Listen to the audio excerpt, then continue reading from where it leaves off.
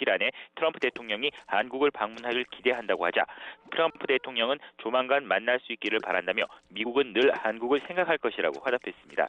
오늘 전화통화는 한미동맹, 특히 북한의 위협에 대한 한미 공조 방안에 초점이 맞춰졌는데요.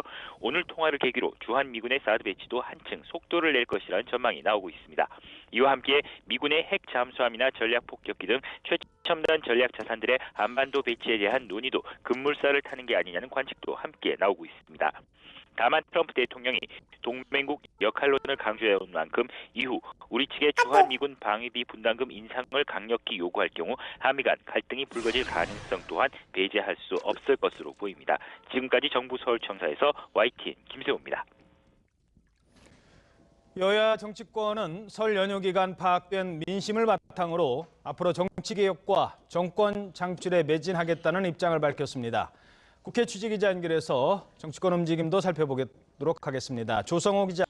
네, 국회입니다. 자, 설 연휴 정치권에서는 이번 민심을 어떻게 분석하고 있습니까? 네, 설 연휴가 막바지에 접어들면서 본격적인 대선 국면을 앞둔 가운데 여야 정치권도 분주히 설 민심 파악에 나섰는데요.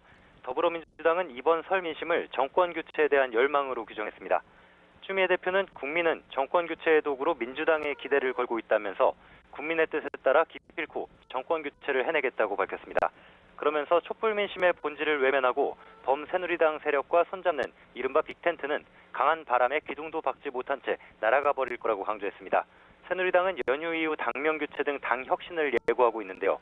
안보 위기를 극복해내고 민생 현안을 최우선으로 챙기라는 민심을 받들어 국민 안전과 행복을 위해 불철주야 노력하겠다고 밝혔습니다. 그러면서 준엄한 민심을 받들어 무거운 책임감으로 쇄신과 반성을 이어나가겠다고 덧붙였습니다. 바른정당 역시 설 민심을 겸허히 받아들인다고 밝혔습니다. 장제원 대변인은 설 민심은 분노와 실망으로 가득 차 있었다며 국정 혼란을 수습하고 공정한 사회, 정의로운 대한민국을 반드시 만들겠다고 강조했습니다.